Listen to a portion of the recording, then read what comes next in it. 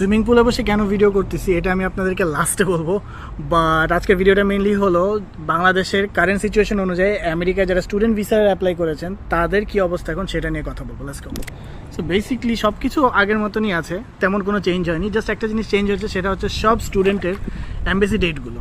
And সেটা definitely কারো হাত নেই, সেখানে গন্ডগোলের কারণে আপনারা অবশ্যই অ্যাম্বাসিতে যেতে পারতেন না সেই সিচুয়েশনে, অ্যান্ড সেই কারণে অ্যাম্বাসি থেকে আপনাদের অনেকের ডেটই ক্যান্সেল করেছে, বাট সেই ডেটগুলো অবশ্যই রিস্কেডিউল হয়েছে। সে পর্যন্ত এখন একটু অপেক্ষা করতে হবে যেহেতু অ্যাম্বাসিটা বন্ধ। বাট সেটা ছাড়া এখন স্টুডেন্ট ভিসার যে প্রসেসিংগুলো আছে কলেজের সাথে, অ্যাটলিস্ট কলেজের সাথে সব কিছুই নর্মাল আছে। তো যারা যারা স্টুডেন্ট ভিসা অ্যাপ্লাই করতে চাচ্ছেন আমি ডেফিনেটলি এনকারেজ করবো তাদের সবাইকে অ্যাপ্লাই করার জন্য। অ্যান্ড অ্যাপ্লাই করতে চাইলে নিচে আমাদের নাম্বার দেওয়া আছে, এখানে রিচ আউট করে ফেলুন, হোয়াটসঅ্যাপে কেউ না কেউ এসে পড়বে। অ্যান্ড আজকে পুলে আছি কারণ আজকে বাইরে হচ্ছে 109 ডিগ্রি আমাদের ডালাস টেক্সাসে।